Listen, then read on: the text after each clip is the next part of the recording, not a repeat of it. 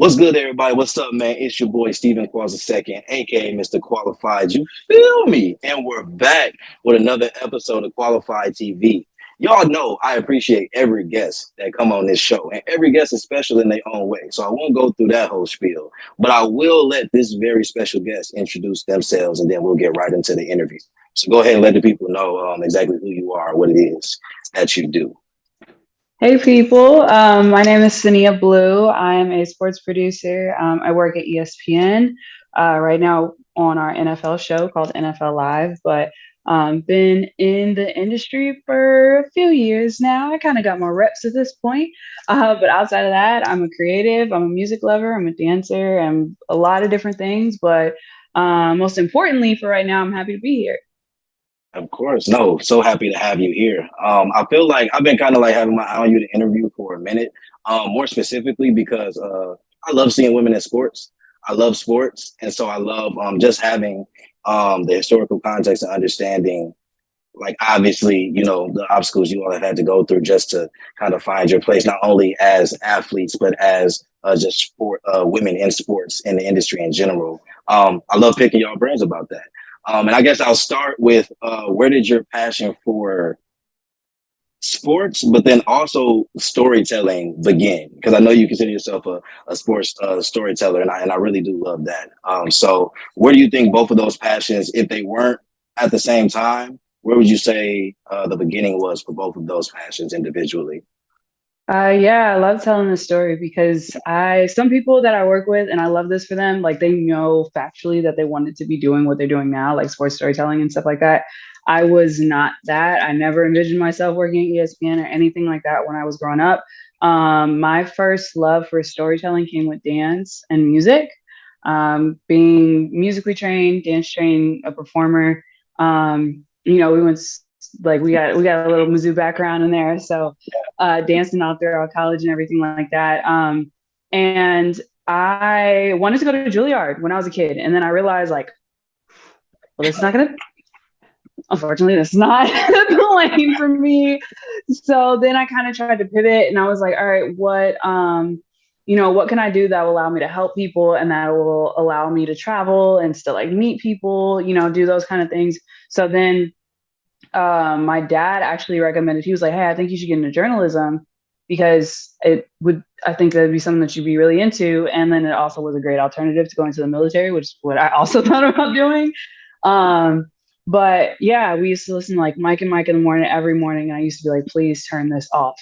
And then he was like, yeah, you should be a sports journalist and go to Northwestern. It's right up the street. And give me a car, a Ferrari. And I was like, I don't know about that. I'll get you a cutout in between time, in the meantime. And then later on, fast forward, I actually did a radio program, fell in love with journalism, fell in love with everything that it was, understood that it was my ability to help people and to tell stories. And then when I got to college, going to Mizzou, being a D1 school, SEC, like sports are huge there. And sports are always still a part of my life, but I was the theater kid amongst the athletic family. So, but learning about the stories of my friends and athletes I tutored and people I worked with, and understanding that there was a divide between the human and understanding there was a person wearing the jersey, a person making all these stats happen. And there's so many things that sports can really, really give the opportunity for people to do and to see themselves in a variety of different ways. I was like, this is it. Like, this is a passion that I want to take full force. So my love for storytelling, it just, and performing, it was able to directly correlate with my love for the storytelling of journalism and the storytelling of just like people. So that's how those worlds kind of collided. And fortunately for myself and my dad, it worked out. No, that is wow. That is a lot. I plan on getting back to everything that you mentioned, but I do want to go back to music and dance. So, what dancing specifically, and what when you say musically trained, was it instruments? Was it voice? What? So dive deeper into that a little bit and give us a little bit more specifics about those two. Sure. So hip hop is my first love. Actually, believe it or not, fun fact, crump is my first love. But I was You over was there trying to be crumping? like tight eyes. I was trying to be like tight eyes, you know. But yeah, no, hip hop. I love and appreciate contemporary. I try to dabble in that as much as I could. And then music wise, yeah, I went to a very musically inclined school for a good chunk of my life. So we had it was part of our curriculum to learn music theory. So I knew how to compose music and write sheet music, but I was doing that before I got there because music, like I was writing songs at I don't know, they weren't the best songs, but like 7, 8. Got introduced to piano and guitar, so I was learning. I picked up piano and guitar so I could continue to write my own music. So I was writing my own music, everything like that. Of course, like did choir and all that jazz, but I knew like the actual theory of music so that I can write it and compose it myself. And um, a little bit of a lost love at this point, but still like I hear music so differently now and appreciate it with all my core. Like I don't go without my day with if I'm not feeling well, that means I'm not dancing. And if I'm not dancing, that means I'm not feeling well. If I start my day, it's starting my day with music. If I'm ending my day, it's ending my day with music. So those are how those two things still exist in my life now.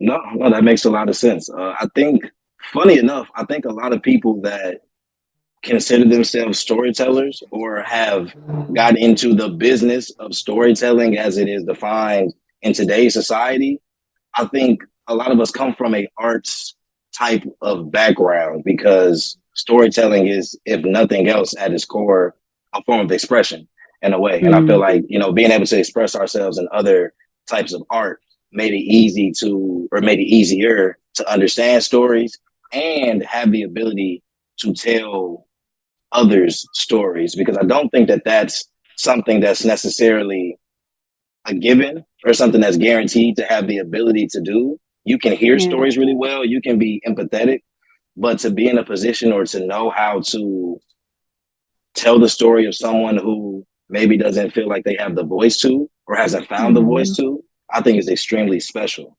And so, as it pertains to sports, you talked about being able to meet athletes, whether you tutored them or just through friends, and understanding the difference between, or understanding that there is a person that's behind or under that jersey, and that jersey or the sport they play doesn't define them solely. Talk a little bit more about how you feel like that, not that mindset, but how that idea for you kind of developed over time, and what that experience specifically in college kind of taught you as you transitioned into your career now. I always thought about life itself kind of as a book, right? Where everybody has their book and you meet people in different chapters of their lives and sometimes you get to see people on a different like you meet people on a page, right? Right. And you get to see how things happen after that. And having carried that metaphor for life with me when I got to college and like understanding and or like just meeting people, it was like, okay, let me like I kind of want to inside scoop to your book. Like I kind of want to see what do your pages look like, you know?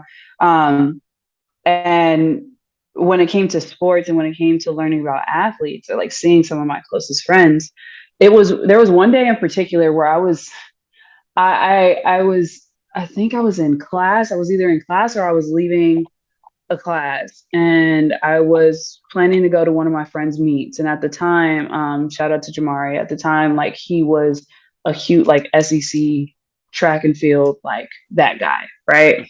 Um, and so I'm like threw out his name or whatever, and some people in my class, and keep it 100%, some people in my class who don't look like me, were like, "Oh, Jamar, like da da da, like oh my gosh, like he just jumped and like freaked out over the athlete." And I guess the idea of him, and in my head, I was like, "That's just Mari. Like that's like yes, his accomplishments, everything like that. You can't, he's like put in all the work to do that, right?"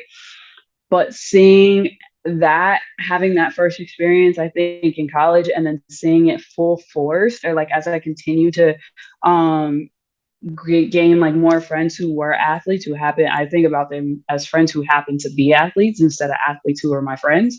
Um, it was like you guys have a whole different reality, and people are really walking around here, and I could say it because I was one, like narc, like the whole narcs term or whatever, like people who weren't athletes, like really walking around here thinking that you have stuff sweet. And some of you guys like have the hardest, reality to face.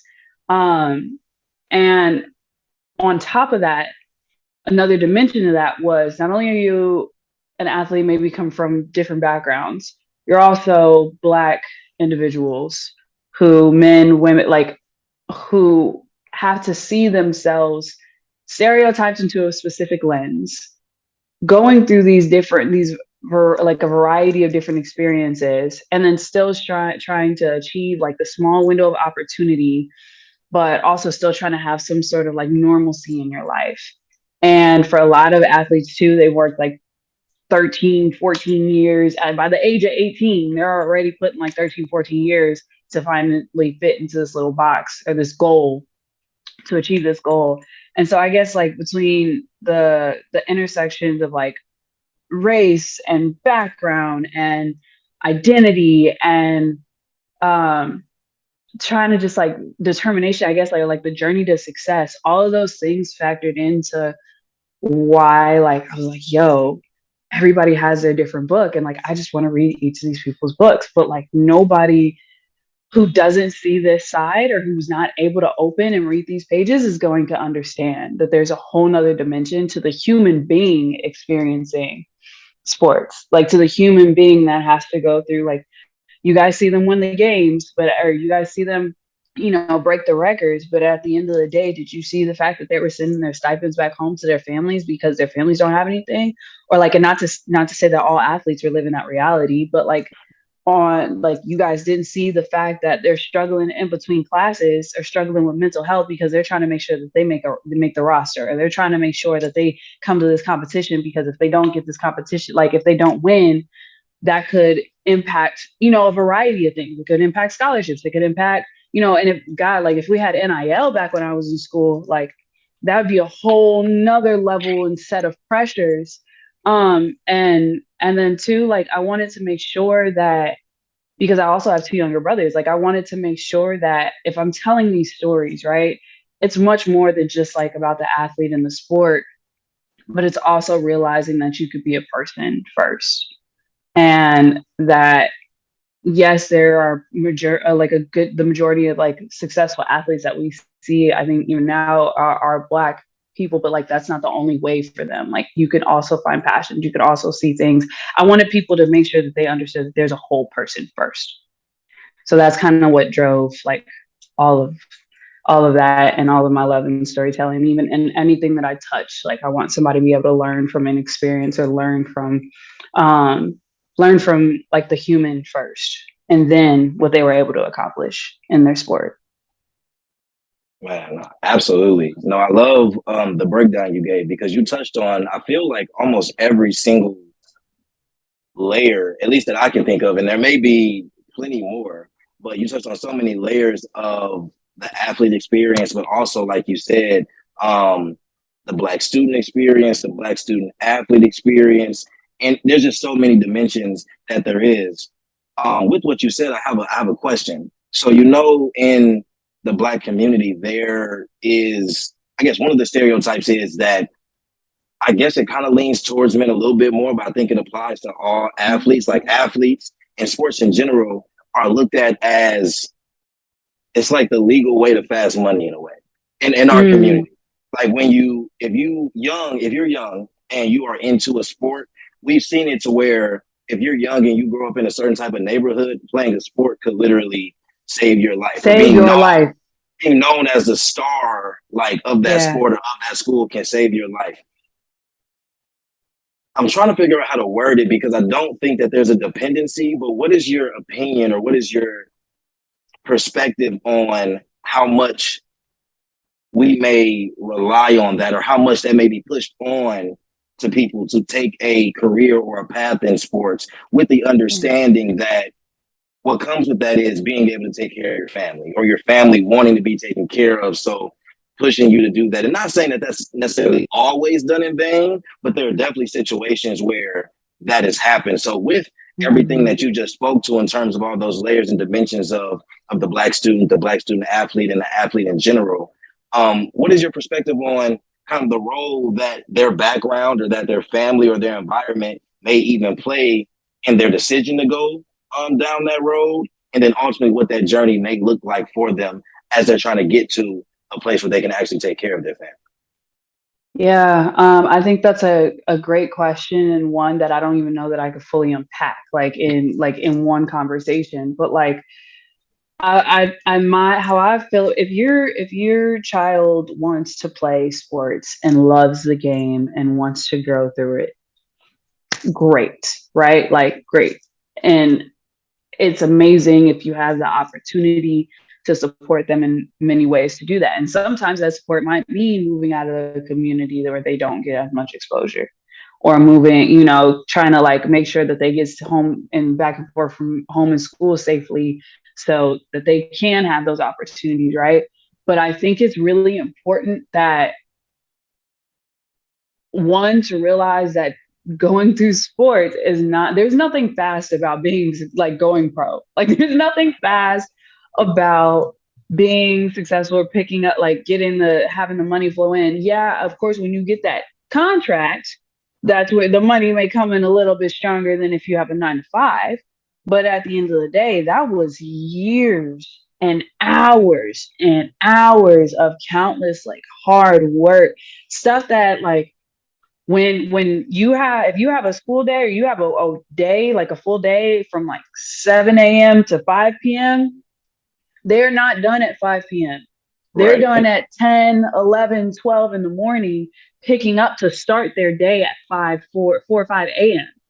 So I think like the perception that, oh, you could, just go ball or like go be D1, like I don't know that our community properly prepares our young people for what all that entails. And on top of that, the mental side of that is a completely different story. Like being sometimes there are a lot of like coaching environments that are very toxic. There are a lot of overall sporting environments, the politics of sports can be incredibly toxic. So, and I'm not saying like it's not like sport, like, I love sports and like, for example, I love football, but we all know like football can be an incredibly detrimental sport to a young person, or it's even to like a 23, 24-year old, where you getting hit by 200, 300-pound men every day. Like a normal person does not experience that. So I think like in a whole, so for one aspect, like we as a community need to continue to understand that there's a lot more that goes into that. And that's a lot of pressure to put on somebody who just loves a game. Like after a certain point, I think if you talk to any professional athlete, after a certain point, it's no longer about the love of the game. Like, yes, that may be the root of it, but there's so many other things. And especially after you get that check, it only gets worse. Oh, It only oh gets my God. Yeah. worse. Yeah. Having particular, like having to support your family, and sometimes it's your cousin or your auntie or your uncle over here who wasn't really down with you throughout the earlier parts of your career, and now they kind Okay. of want to attach. So I think there's that side of it, but on the flip side, like structurally and societally, like we did not, and up until the last like 5 years, or even really the past 2 years, we did not get as many examples of young Black kids being other than a rapper or a baller, a rapper, an athlete. Because that's what the rest of, especially in America, like that's what it was like we were built and structurally created to entertain, right? And so in the aspect of like music and ball and stuff like that, oh yeah, you're strong, you got the physique, you're Black, so you should be able to run a 4-4. Like, like stuff like those sort of ideologies that are incredibly problematic. So that so much so that like when you have a young kid who loves anime and gaming and all that jazz, we don't nourish that enough to say, hey, you can go be a video game designer and make bank. Like, and it's not even Facts. about the bank, but you like you still like you're able to do something that Yeah. you enjoy and you're passionate about. I tell my brothers that all the time. They love video games. And they didn't, my dad, who was a multi-sport athlete, did not want them playing sports until they were able to like understand it, or until like they were able to get a little bit older. Whereas like my brother plays soccer now, he's killing it. But at the same time, I've always told him, and I've always told both of my brothers, like, if you want to do coding, we will sit and watch some YouTube videos and nurse that. My brother, my baby brother, wants to be an architect. Okay, let me see if I could find, like, taking the onus on, as families, like as Black families, it's important that we show up for our young ones and show up for these develop, like in these moments of development, to not like deter their ability to expand beyond those two things that they see every day. If they can, if they're encouraged, or if they're told constantly, like, you can be this, or if you want to go in STEM, go in STEM. You go walk in there and be the best doctor ever. You could have your locks and everything and be the one that's going to fix that person's heart, like, or if you want to do performing, if you want to be a chef, like if you want anything that you want to pursue, I think is that my overall opinion on the whole thing is like, it's important for us to understand the whole lifestyle and the whole sacrifice that goes into being an athlete, which is fine if you're willing to do that. And it's fine if you have a love for it. But at the same time, nourishing the other parts of someone who's young, and nourishing and encouraging them to expand and make sure that their identity is not locked in to being a rapper or an entertainer for everybody else, but Yeah, finding their love and their passion for them and really cultivating that and supporting them through that. So, but it's, I can also say on the flip side, is sometimes it's easier said than done in certain, depending on how you grow up. Like sometimes mom and dad, or mom and or just dad, like, sometimes like they're not in the able to, sometimes they gotta work and they can't support that every day. So that's an unfortunate reality too. But at the end of the day, it's always important for me to make sure that like we know that there are other options. And if you can't see it yet, don't be afraid to be the first. for sure. I appreciate you. You said you wasn't sure if you'd be able to unpack everything, but I think you did a pretty good job at unpacking Thank as much you. as one probably could. But no, you make so many amazing points, and I think one of the biggest ones is this idea that I can't remember. Well, I'll put it like this: when Obama got into office, right? I think that might have been, I was, what was that? 08? And what was I? Yeah. Well, it It's had to like be in, 13, 14. yeah, I was about to say, I had to, yeah, yeah, young. yeah, young. Excuse me. Well, no, I wasn't. I wasn't even that old. It could have been. I think we were like maybe 10, maybe 10, If you 11, somewhere in there. somewhere in there, somewhere, it was before high school. I know that. Yeah. Let's just go there. It was before high school, and so, but it was the first time I think I may have had a very, very public, and very blatant example of somebody who was black, who was in a position of not only power and authority, but just this recognizable position of fame to a degree that was not sports or music. And I think just because Yeah. our households are so tied to, especially unless you grew up maybe with like if your family was heavy in politics, or if you Yes. grew up and Yeah. your parent was a specific thing. But a lot of times our parents may not have been that. I don't know too many black fathers from people my age that were architects, or that were, I Mhm. mean, my mom was in real estate, and my dad was IT, but then also in the same way, it wasn't something that was necessarily pushed, because it's just so easy to say, "Oh, you're into this sport. Let's get you into lessons. Let's get you into training." Oh, and honestly, in a way, I wish I had took up music, because I think even music to a degree is specific to rap, or specific to hip hop, or one genre. When I wish I would have stuck with playing the piano, or learning how to play the piano Mhm. or the drums, Man. just to have it as a skill. If I knew how to play the Yeah. piano or the drums right now, I could go somewhere and be getting a check every week for a church solely because of that skill. Like small things like that, just always being able to have a source of income. I don't think that's taught. So I really agree with that point. But with what we've seen in recent years, with a lot of our athletes taking more control of their brand, and taking more control of Mhm. not only what their exit plan may look like once they're done playing, but what they're even doing as they are playing. when you look at, I mean, LeBron's probably the best and most blatant example of that. But speak on the example that LeBron and other athletes like that are setting by showing not even younger athletes, but just the younger generation now. Like, yeah, I play and I take this sport very seriously and I committed to it. But also, I can do these other avenues. Right. It doesn't take away, like it doesn't make me less than because I'm just as talented or I can be just as committed to one thing as I am this sport. I think my favorite example of that outside of Bron is probably Amon Shumpert because I think a lot Mm-hmm. of people and I like listening. I like listening to Iman speak because he's very candid about. No, like basketball was my life. That's what I knew. But also, when I got into the league, everybody's not going to be LeBron or KD or Mm-mm. Steph. Like everybody's not going to be there.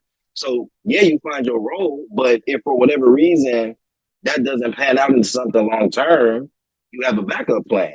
And so now, not only does he do music, but he acts as well. And he's just showing you that like I'm ready to play ball if somebody was to, need me. But in the meantime, I'm not gonna sit around and wait when I have other talents that can also be bringing me money as well. And there's not a problem with that. So speak to how you feel like speak to the example that you feel like that's setting for the younger generation just in general. Yeah, I don't. I'm so glad that more athletes are doing that.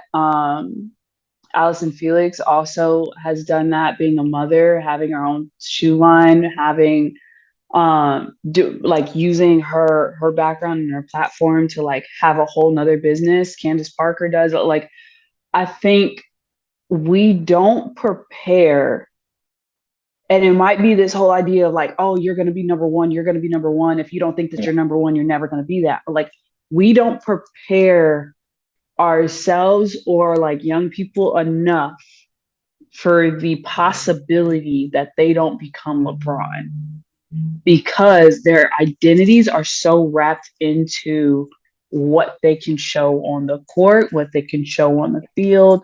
And it's like, if I am not achieving that, then who am I? Yeah. But by athletes like Russell Westbrook having a clothing line, having a clothing company, he is very clear and very apparent about his love for fashion. And seeing a strong Black man who, yes, he has a success in the league, but like, yes, he's also interested in other things, Iman as well. And also being a dude from Chicago, like that's huge.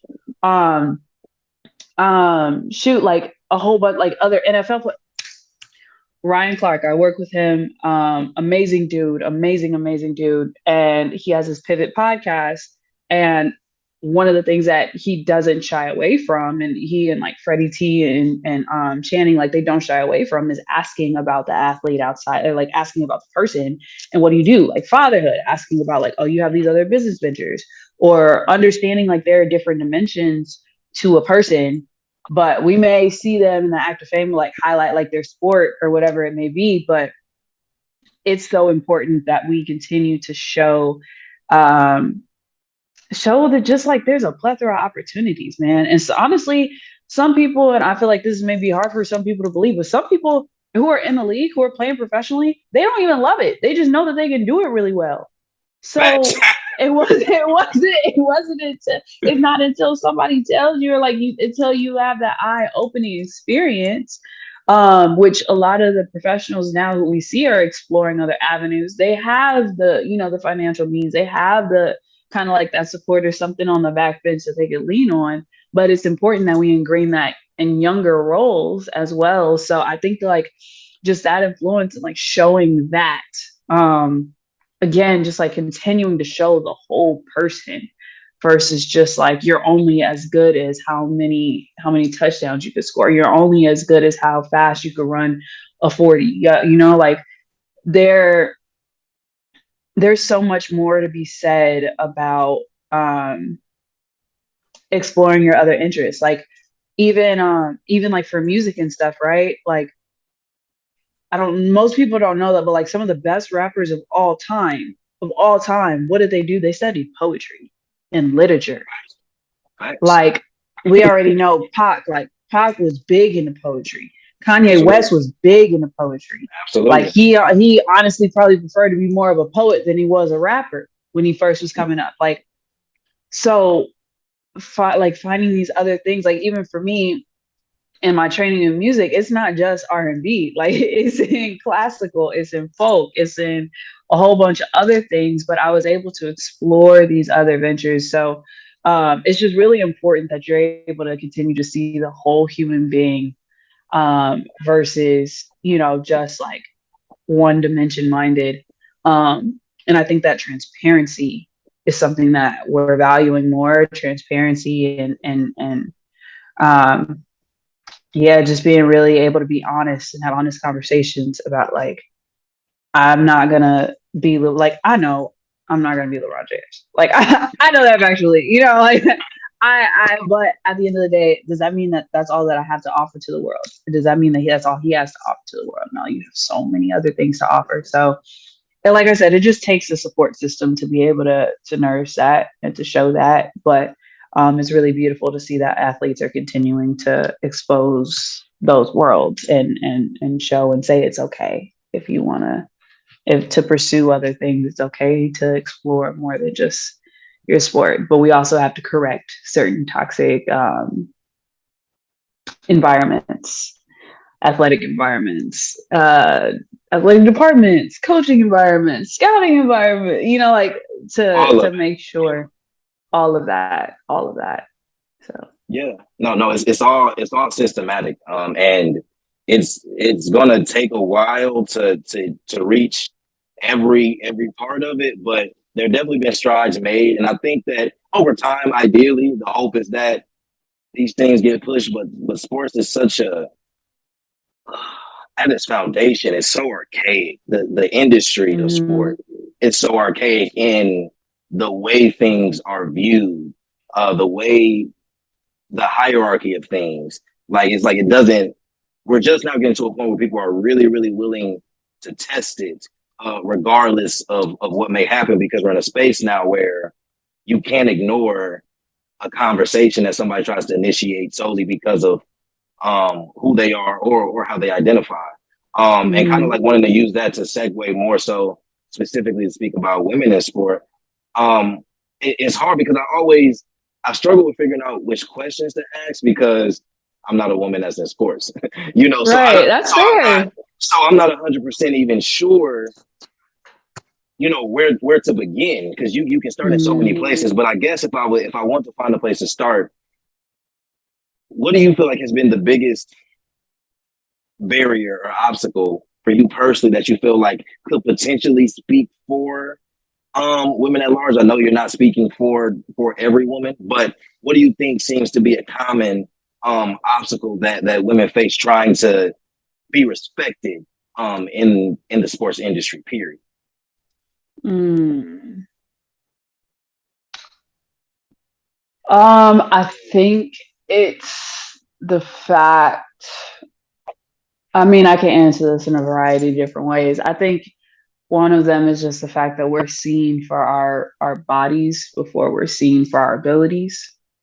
Um, Seen as, what kind of bugs me is the fact that like there when I like I even like not just sitting at work, but just sitting and being amongst people in our industry, like I'll see white men who have never like maybe once or twice in their lives or maybe like in middle school or pee-wee played it down in football and then have the audacity to like know all the ins and outs like the sport, like they know all the stats, the numbers, and it makes you think that you're more credible at doing that than me. But on the flip side, the same way you studied all these stats, the same way you studied all these numbers, is the same way I can do that too. Like like, and then you'll look at me like you don't belong here because you're a woman.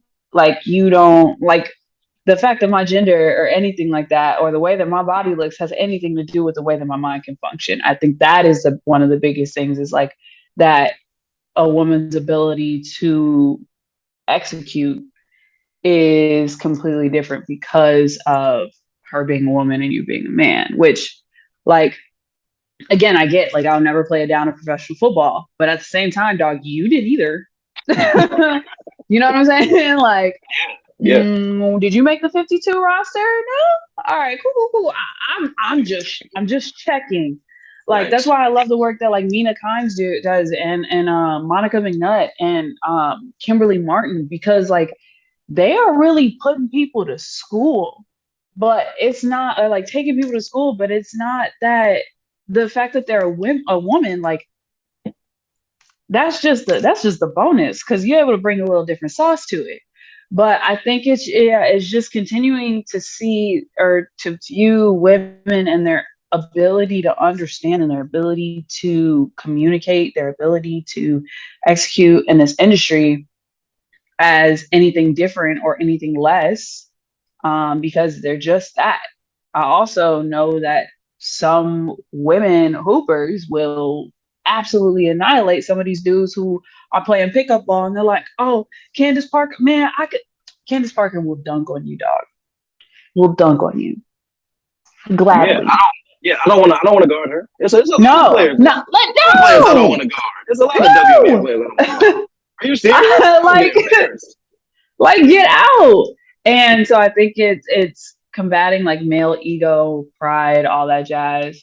Um, not seeing again the human instead of just seeing a woman, but also like failing to realize that women, because we experience the world differently, we also still do have a different perspective. Like Sure. while we're not incapable of being able to be successful in this industry, but we do offer a different perspective. And as tides are changing, or I guess like as industries are changing for like ratings and trying to grow audience expansion, like now you want our perspective. Now you want to know what we want to say or what we have to say. So I think yeah, the biggest thing is kind of just like ego and seeing our bodies before seeing our abilities and seeing our minds. And I will say there's another dimension to this is that there is a level of pretty privilege. There's a level of colorism. There's a level, I mean, a level of racism in itself, but there's also a level of colorism that also negatively impacts our ability or women's ability to flourish in this career. Um, yeah, but yeah, those are definitely things that I think are keeping us back instead of pushing us forward. For sure. No, I'm really glad actually that you brought up the last dimension because I feel like that's a dimension that, depending on the conversation or who you're having it with, doesn't get brought up. And not so much that it gets ignored. I just don't think people think about how layered it is. Like you can sit there and say, okay, yeah, like yes, like women have obstacles in sport. But then like yeah, on top of just having an obstacle for being a woman in general, like imagine being a black woman. And then if you're black, imagine, being darker, versus lighter or whatever the case may be. Like there are layers and layers on top of that. But speak to navigating, like how you navigate those obstacles, like you explained what they are and essentially what's your response to it in the sense of how you feel based off of how you perceive things, or at least what you're feeling from other people and their interactions with you. But how do you mentally and emotionally navigate the fact that somebody will completely disregard every single accomplishment that you worked very hard to get, all the work that you put in to be as smart and knowledgeable and mindful of all the things that they are, but they literally don't respect it solely based off gender. And then within that, specifically as a storyteller, voice. How does that play a role in what it's been like developing your voice, not only as a storyteller solely, but as a woman in sport and having to make sure that no, like I'm not going to be silenced, I'm not going to be disregarded. You're going to hear this unique perspective, whether you like it or not. Yeah, I think navigating it, my first little instances of navigating it were having to navigate it in Missouri. Like when I first started my career and understanding that I was the only person who looked like me in my graduating sports class. And I was the only person who looked like me when I was going to football practices and interviewing players. But the thing that clicked for me was the fact that I am the only person who looks like me. So my relatability with some of Mm-hmm. these athletes who also share the same skin as me is something that these other people who are trying to get this access are not going to get. Like there were times when I was at football practice, some of the players would stay after because A, they knew me or they saw me in them. Like they saw there's a relatability there. So I think for the negative aspects of knowing that I may be the only one in the room, there's a positive aspect of knowing that there's going to be an authentic story I'm going to be able to tell. There's going to be an authentic relationship and connection that I'm going to be able to build. So when it comes time to finding my voice, like having a voice, it's not only a voice of my own, but it's also a voice of like finally authentically being able to tell a story because I can relate. I know like I know what it may mean, like what it means to have, that black mom support, like after a win or something like that, like coming back home to moms like that, there's nothing like it. Like I know what that struggle may look like of how people only see you for your skin color, or like when athlete I can't stand when athletes are like called this all the time, or when there's a comparison between a black athlete and a white athlete, like especially for women, like how a, a white woman might be like, her intellect may be looked at first, right? But a black woman, take Serena Williams, for example, her body is going to be looked at first. Or like her crazy physique or her insane, like she's not human, like sort of discourse and dialect that we use, or dialogue that we use, that that I'm mindful of that. So when it comes to like finding voice and finding words, I'm very mindful when there's anything that I'm producing or working on, especially the stuff that I was working on at the department I was before now. Like in wording and setting and context, we're also all very intentional to making sure that the story was authentic to the person, and authentic to their experiences. But I think also navigating, understanding that like when I'm in a room, right, I know that certain things may have gotten me into the room. For example, like I always feel weird about like kind of like talking myself up a little bit. But like, for example, I know that when I come to work, I usually like I have a dress a little fit because I love fashion. So it's like, all right, cool, I got my little fit. Um, I may be the only woman in the room or the only like girl who looks like me in the room. All right, cool. Um, and I know I'm approachable, but at the same time, like, you don't approach me, we don't come correct. But by being in these rooms and these spaces, knowing that there are certain things that allow me to get into these rooms and these spaces, I never miss my opportunity to advocate for somebody who doesn't look like me to possibly get in here. For example, like when it's time to before, like when I was doing work before, finding other black women who are darker than me. Like it is necessary because I'm thinking about all these other little girls that may see, and don't get me wrong, it's beautiful to see an array of black women on air. It's beautiful to see an array of black women behind the camera and just killing it. But at the same time, like seeing for a young, dark skinned black girl to constantly and only see light skinned black girls with green eyes and loose curly hair, again, nothing wrong with them in itself. But you start to imagine, is there a place for me here? Is there a place for this? So in navigating this industry, I'm always trying to make sure that even though that may not be a struggle that I can directly relate to, it's a struggle that I know exists. And as a black woman in this space, I want to make sure all black women feel comfortable in this space. So I'm not afraid to vocalize that. Like I'm not afraid to call out in a meeting or whatever it may be that like, hey, we have too many one sided like visuals in here. We need to make sure that there are a variety of us in here, that we're showing the full range of us. Um, Making sure that like as it kind of bouncing back and forth between like how I navigate it and finding my voice, like part of me finding my voice is making sure I'm listening to the people who don't feel heard, and then advocating for those people who don't feel heard. So then I can step away and make sure that they are able to talk and show their voices out. Sometimes finding my voice means silencing my own so that other people can speak. Mm. So as I navigate kind of like just being a woman and knowing that I do have to work harder to show like as a black woman, as a black person, I know I'm going to have to work harder. I know I'm going to have to be on my P's and Q's, have my T's crossed, my I's dotted. You're not going to catch me slipping. Like it's just not. My mom didn't raise, my parents didn't raise me that way. You know, you always stay on that. And of course, there's a mental burden that comes with that every once in a while. But if that means that I take that on so that somebody else doesn't have to, so that like when I don't know, a black girl with or a black dude with like a more ethnic name, because my name is different. Because like with a more ethnic name comes into the room, it's just a sense of normalcy. Mm. Like you don't feel like he or she, like they he she they like they don't feel like they have to do more, do extra. Like you could just be yourself. So that's kind of I navigate this industry and this world with those things in mind. Of course. First of all, before anything else, I would like to say I love your answers.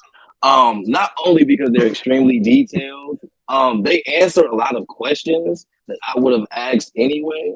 So yeah, this is great because you answered like the next two questions I were going to ask was then within that.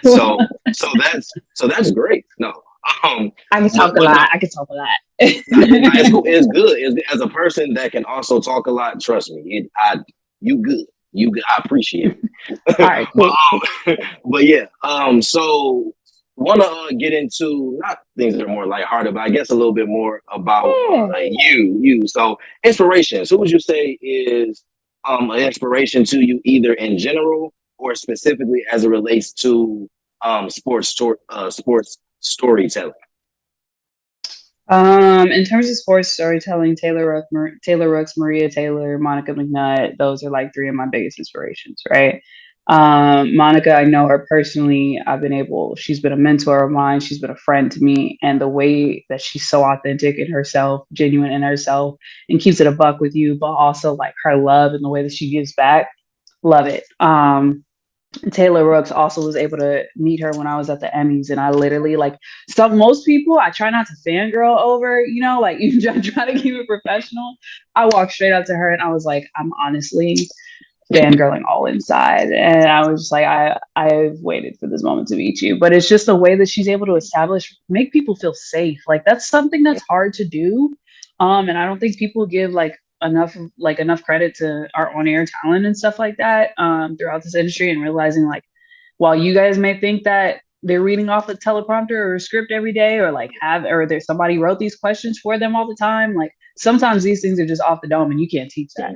um and she's very personable. She's very like genuine. Maria Taylor as well. I know like she's had to overcome so many different things in this career and in this industry, but the way that she treats people is by far like beautiful.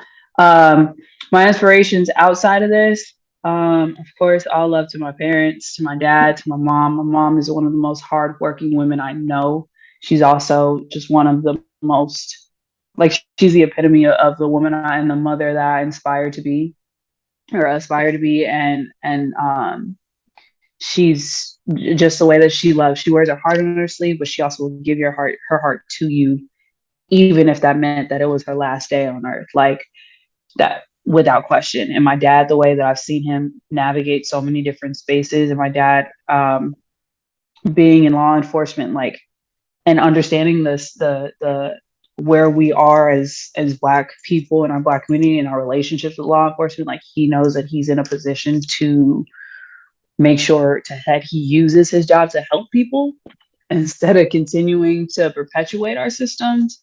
But on top of that, my dad has always said, you treat the president like you're going to treat the janitor. You treat the janitor like you're going to treat the president. And it's nothing wrong with being a good person. And he also reminds me every day that every day is a gift. That's why it's called the present. So like understanding those things and understanding the people and knowing that my parents sacrificed so much for me, My support system sacrificed so much for me. Like they're my inspirations every day. Um, just to be the better version of myself at any given opportunity. Yeah. Wow, that's beautiful. I love what your dad said. That's I'm gonna have to write that one down. I'm gonna give him credit, but that one may come up. That one may come up somewhere else for sure. We've unpacked a lot. We We've unpacked a did. lot in this conversation, and I'm not mad at anything that was unpacked whatsoever. And I feel like you stated so many things beautifully, and so many things that I feel like I wouldn't even know where to start articulating as it pertains to certain things that you just laid out well, that I hope a lot of people are able to take a lot from. But being a storyteller, being a woman in sports, being a black woman in sports, all those things, considering everything that we've talked about, what makes you qualified? Mm, what makes me qualified? Um, I think the thing that makes me qualified is knowing who I am and whose I am. I know I am Sania Blue. I know that's something that nobody else can take away from me. I know that I am a child of God. I know that He has a purpose and calling on my life. And I know that I don't have to be anything other than myself to win or to do anything. And that another thing that I guess the thing that of all things makes me most qualified is like, I do everything that I do so that other people could be qualified as well. I don't think that we're just, I don't need to be the only one who's qualified. I want to make sure we all win. We're all here and it's all genuine. Um, so yeah, I'm not about kicking people when they're down. I'm not about kicking people at all.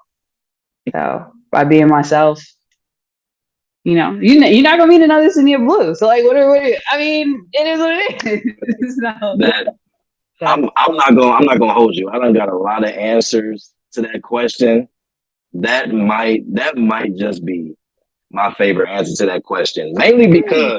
Mainly because a lot of what you said is very much like why I even started this brand, which wasn't even a brand at first. It was literally just a way to define what I did. Like it was just a way to say like whatever I'm doing, it falls under that umbrella. But it literally is about being able to do certain things or tell certain stories so other people get to feel that pride that I get by telling a story. Like I want them to have the same pride in their story and people hearing it, things of that nature. So I really, really appreciate that, and really appreciate you taking the time to just come on and do this interview. Man, there's so many gems dropped. Like if y'all don't take away something from this interview, like y'all just missed out. You know what I'm saying? I don't know what to tell y'all. But is there anything you want to leave, excuse me, anything that you want to leave the audience with, whether it be projects that you can disclose, that you want people to look forward to coming to, anything that you just have going on personally that you want people to look out for or be tuned into, anything like that, please let the people know. yeah, for sure. I would say go check out Black History Always specials on ESPN Plus. There are some incredible stories that are told there that I'm also been a part of, like I Run with Mod, Soul Survivor, um, Rodin's Road Trip, just so many other amazing. Oh, Long Live Seven, the Bryce Gowdy story, which is narrated by Dak Prescott. There's so many other beautiful stories there. Also, always tune in to NFL Live. I think it's the best show on our air, but I might be a little biased or whatever. But our team's amazing. As the football season's coming around, you'll definitely want to tune into us. And I think in general, just like another thing to say, support one another, be kind to one another. Don't like don't feel like you have to be anybody else but yourself, and remember that your path is your path. And also tune in to Qualified TV. Like, what are you doing? What else are you doing? But I appreciate this. I appreciate this time and just being able to talk and really get to the nitty gritty and unpack some stuff, man. I really do appreciate it. Of course, of course. On that note, I don't have anything left to say. That's she outroed it for me. We're good. Until next time, y'all. Y'all be easy. And I'll see y'all next interview. Peace.